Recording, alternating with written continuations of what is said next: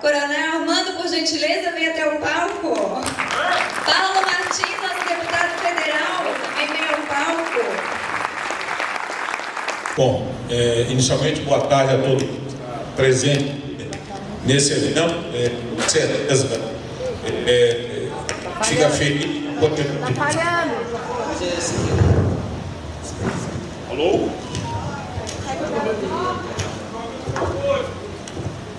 Pronto?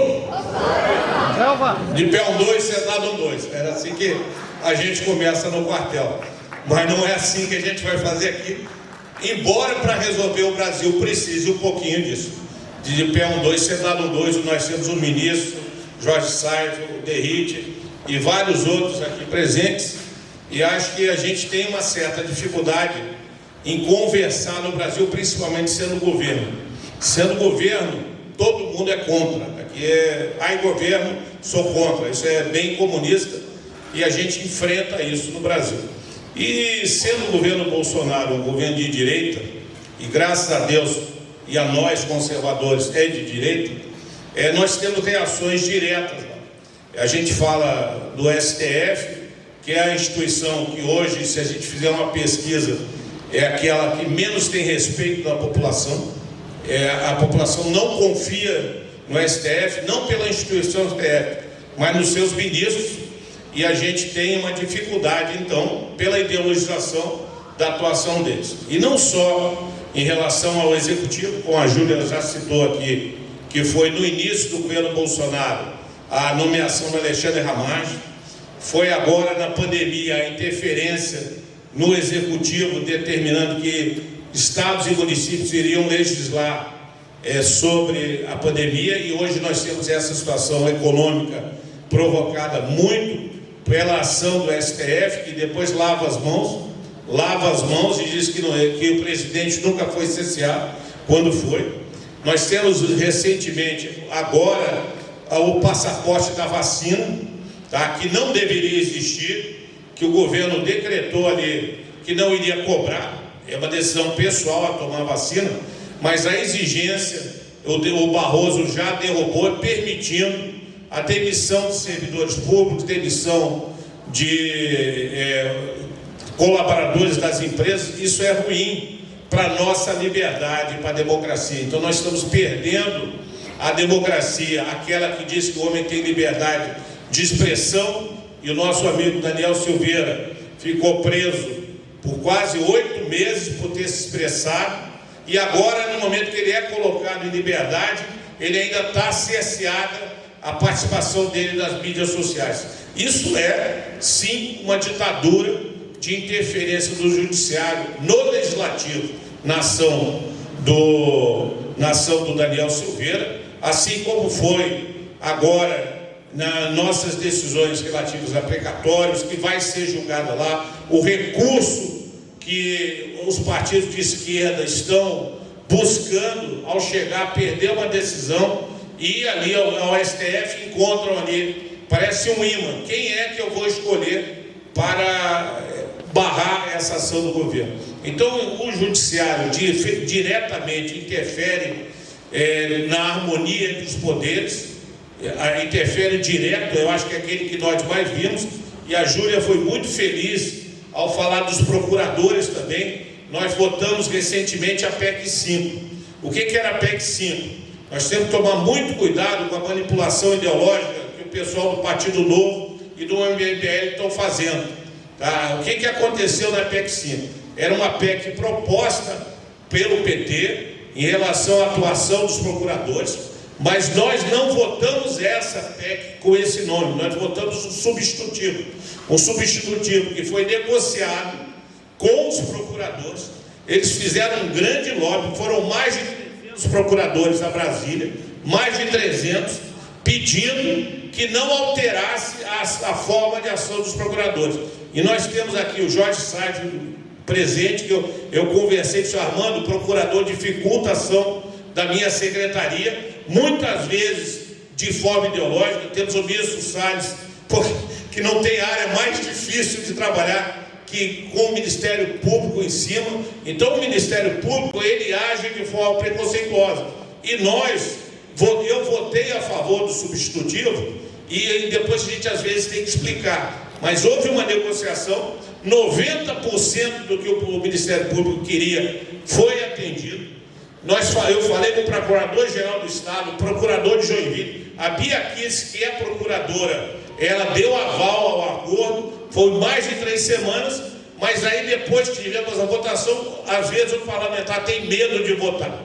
E a gente não foi escolhido para ter medo, nós fomos escolhidos para representar aquilo que nós acreditamos e o que vocês acreditam. Então, eu votei a favor da PEC 5, não da PEC 5, do substitutivo, como votei e voto sempre com o presidente.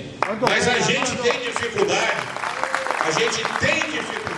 e eu não estou falando de mim, mas eu sei que o Paulo também vota com o presidente, Caio Derrite, foi vice-líder do governo comigo, o ministro Ricardo Salles fez um grande trabalho lá na frente, como o Jorge Saifert está fazendo, e os estaduais e os vereadores no seu campo.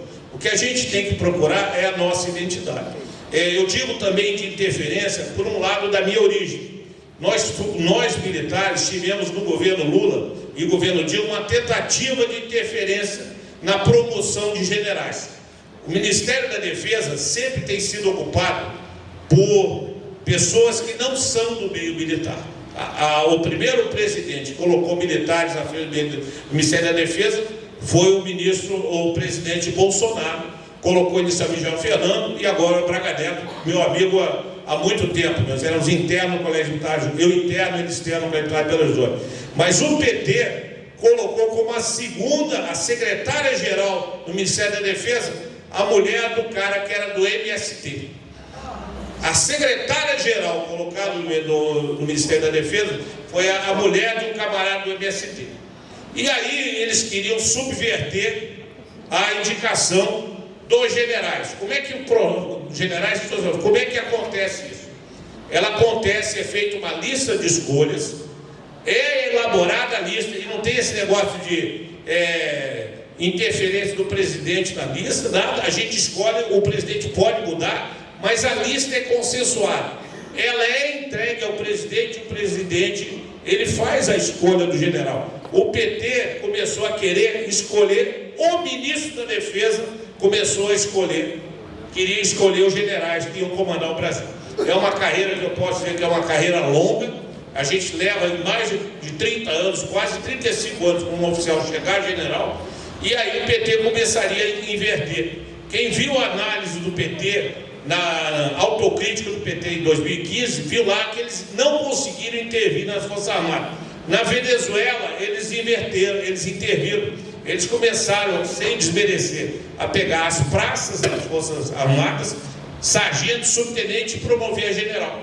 E criaram uma desmoralização das Forças Armadas da Venezuela, e hoje esse Estado está assim. Então isso é um exemplo de interferência. A gente vê interferência no Executivo, mas a gente tem uma dificuldade também, como Executivo ainda, eu saindo um pouco do tema, com os servidores concursados. Nós estamos votando a reforma administrativa. E ao mexer com a reforma administrativa, você vai trazer mais a meritocracia para dentro da administração pública. E isso, quando a gente chega em Brasília, hoje nós descemos lá, tem uma comissão de umas 300 pessoas defendendo que não se faça a reforma. Fazer reformas é necessário ao país. Foi feita a reforma da Previdência, nós temos que fazer a reforma administrativa para fazer a tributária. Isso está ligado às dificuldades que o Executivo tem. Na área de meio ambiente, nós vamos votar agora, ali está dentro do STF, o novo marco das terras indígenas, que ele vai afetar muito o Brasil. Nós estamos numa situação complicadíssima.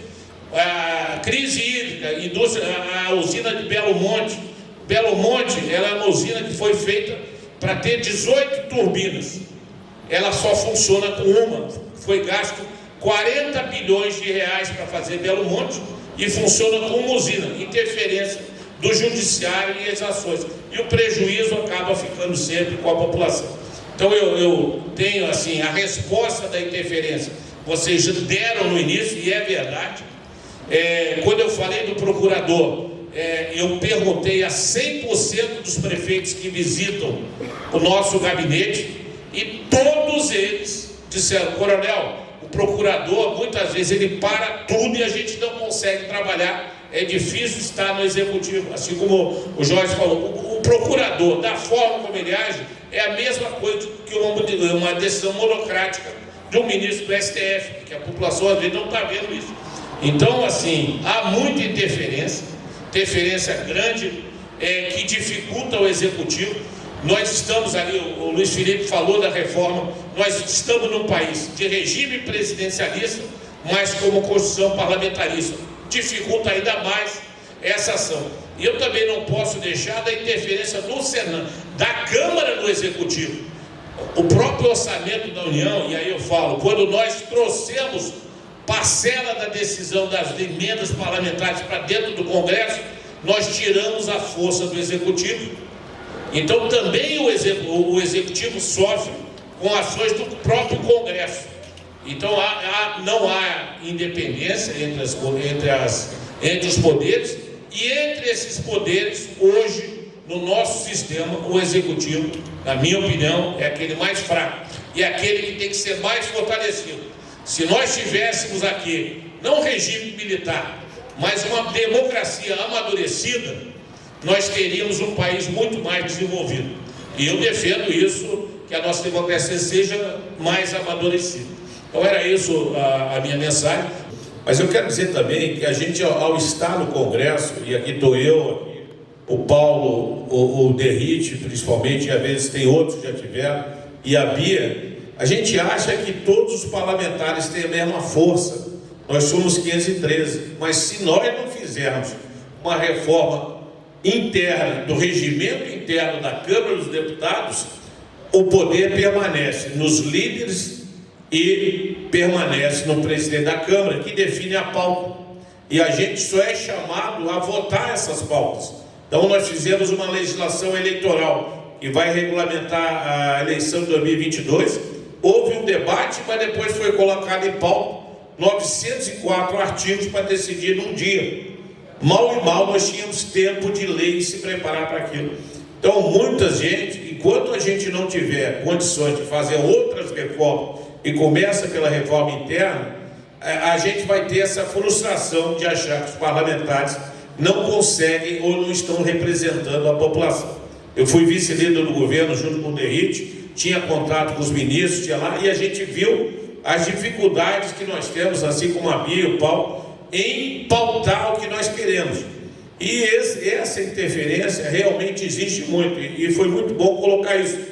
Assuntos como liberação de droga, aborto, nós somos contra, mas essa minoria que vai lá no STF, ela acaba tendo muito mais força, se torna uma ditadura da minoria sobre a maioria. É isso que nós vivemos, é o que acontece nas universidades, quando se define uma greve, o grupo lá do DCE define a greve, 10, 15 alunos, define por 30 mil. Então, o que a gente precisa é resgatar a força individual de cada deputado, para ele representar a votação que ele teve. Agradeço a todos, eu queria cumprimentar aqueles que eu não cumprimentei, até por esquecimento dos organizadores, o Alex Brasil e a Letícia, e o Príncipe, dizendo que em muitos momentos eu sou monarquista nesse país. Eu acho que nós tínhamos que ter algo mais estabelecido, que a gente desse continuidade à nossa gestão como Estado e sim organizasse a legislação de outra forma. Então era isso, muito obrigado a todos, agradeço pela oportunidade de participar, e estar ao lado da Bia Kiss, do Paulo e da Júlia, para mim é uma honra. Muito obrigado.